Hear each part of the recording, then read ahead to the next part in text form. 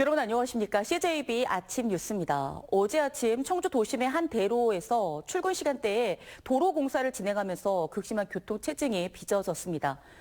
당초 청주시는 출근 시간대를 피해 공사를 진행할 방침이었지만 정작 현장과 손발이 맞지 않아 벌어진 일입니다. 이판 기자입니다. 공사 현장 옆으로 긴 차량 정체가 이어집니다.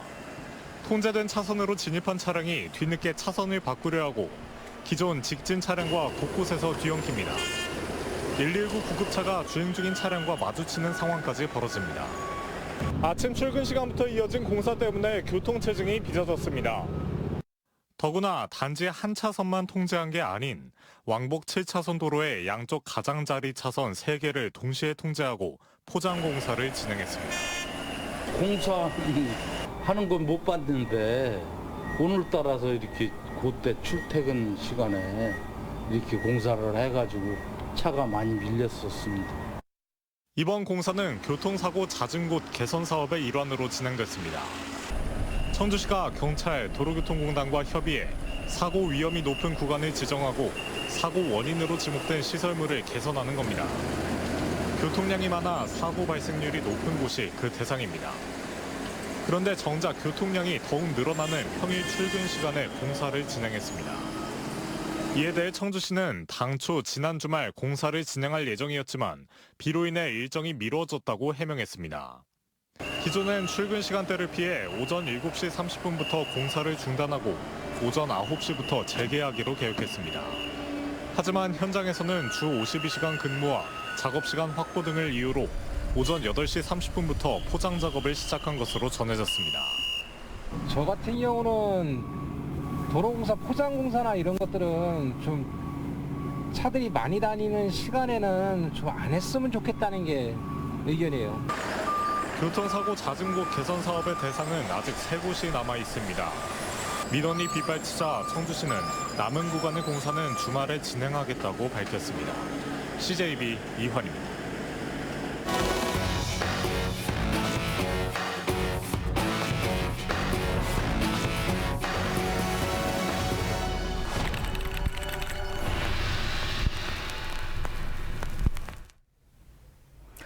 음식에서 돌이 나왔다며 업주들을 압박해 돈을 뜯어낸 일당을 경찰이 쫓고 있습니다.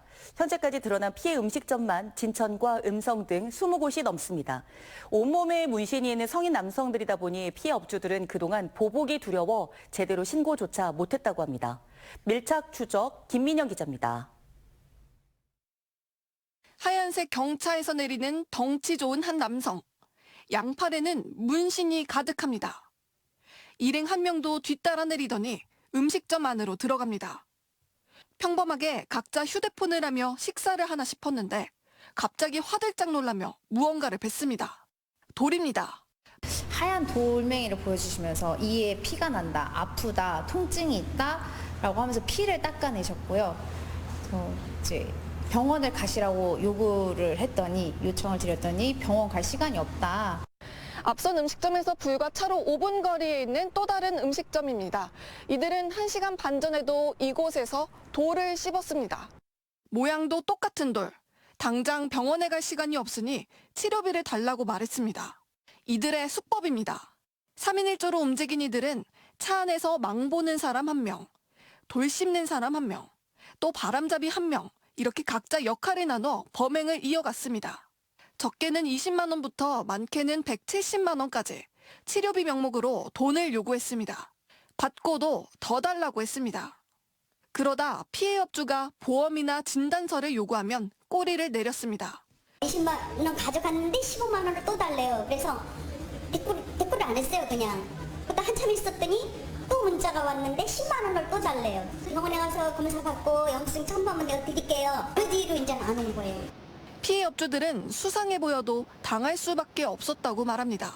저희는 보복성도 솔직히 두렵고 젊은 사람들이고 저희는 나이 드신 엄마가 식당을 하시니까 70이 넘으셨거든요.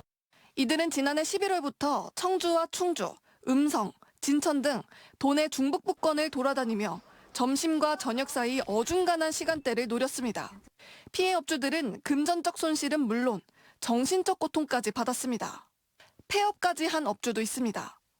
치료비 120까지 넣어주고 피해보고 상담이라고 해서 50만 원 추가해서 이제 그거까지는 해줬어요. 2주 동안 잠도 제대로 못 자고 식당을 열어도 여기 점심에 손님들이 밥을 먹으러 오잖아요. 그러면 손님을 믿어야 되는데 손님을 못 믿고 의심하게 되죠, 자꾸.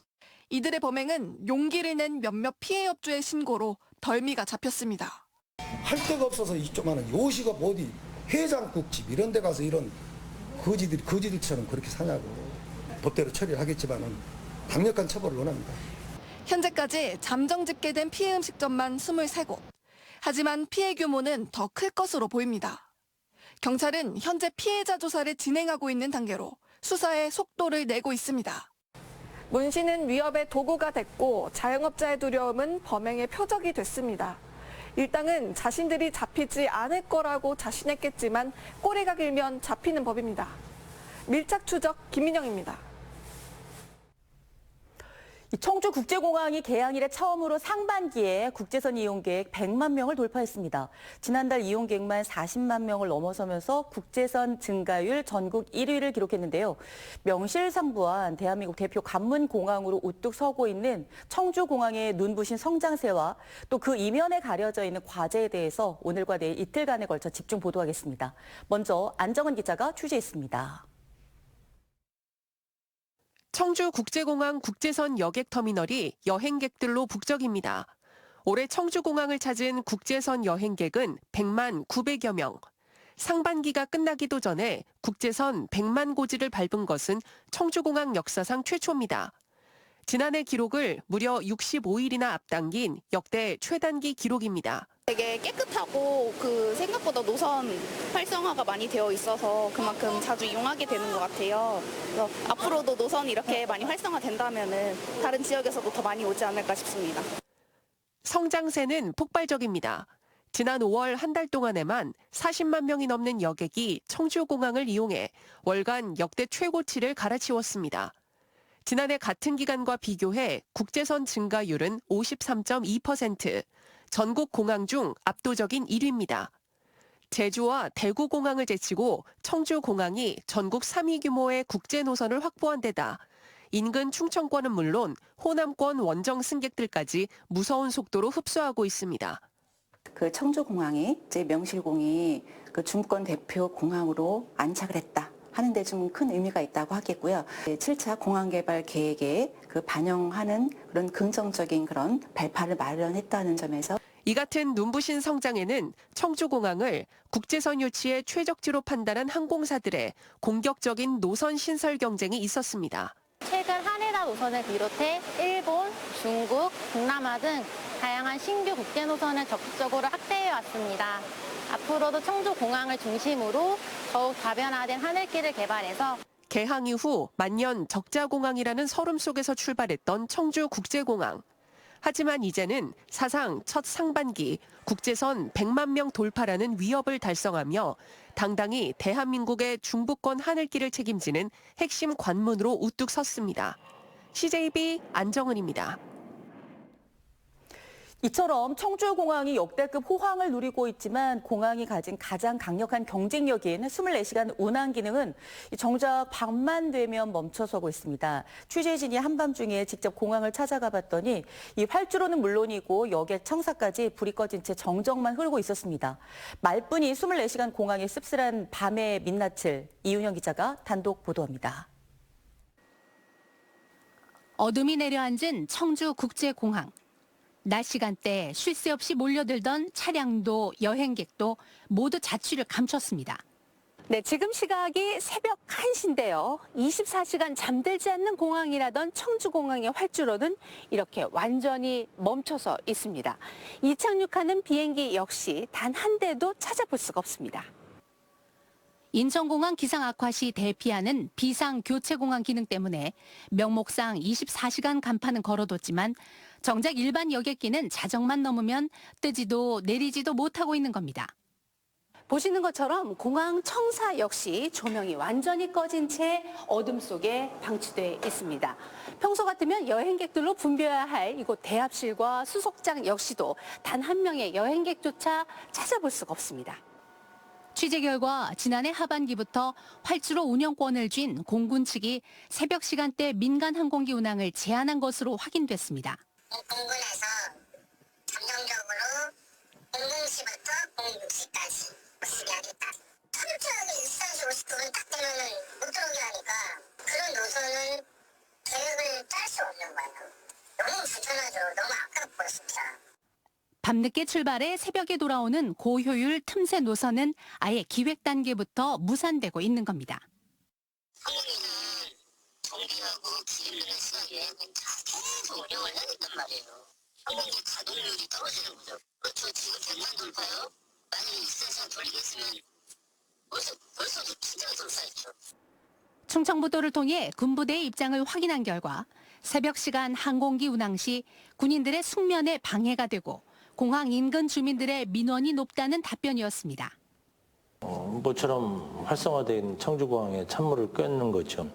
단지 그냥 너무 과도한 그런 규제라면 상당히 지방공항 그 활성화 정책에 좀 저해하는 아주 지나친 국방부의 어떤 조치라고 이렇게 볼 수 있는 거죠. 국가안보와 작전 수행이라는 군 고유의 임무는 무엇보다 막중하고 존중받아야 합니다. 하지만 국제노선 다변화와 중부권 거점공항으로 도약하는 청주국제공항의 성장을 담보하기 위해서는 전향적인 상생의 묘책이 시급합니다. CJB 이윤영입니다. 신용환 충북지사 당선인의 수행비서 급여 대납 의혹과 차명 전화 개통 의혹 등을 수사 중인 충북경찰청 반부패 경제범죄수사대가 관련자들에 대한 강제 수사에 나선 것으로 알려졌습니다. 경찰은 최근 신 당선인의 선거 활동에 관여했던 A씨의 휴대전화와 계좌 등을 압수해 확보한 뒤 디지털 포렌식 등을 통해 관련 자료를 분석하고 있는 것으로 전해졌습니다. A씨는 자신의 회사 자금으로 신 당선인 수행 비서의 급여를 대신 지급하고 당내 경선 과정에서 다수의 명의를 이용해 차명 전화를 개통한 뒤 문자 메시지 발송 업무를 총괄했다는 의혹을 받고 있습니다. 경찰은 차명 전화 명의자 등 관련자 10여 명을 피의자 신분으로 소환해 조사하고 있습니다. 충북참여자치시민연대와 충북도의회 정책복지위원회가 어제 충북도의회에서 민선국이 충북도청에 바란다는 주제로 정책포럼을 열었습니다. 이번 포럼에서는 지역 소멸과 인구 감소, 농촌 위기, 공공의료 등 충북이 직면한 현안에 대한 대응 방향이 논의됐습니다.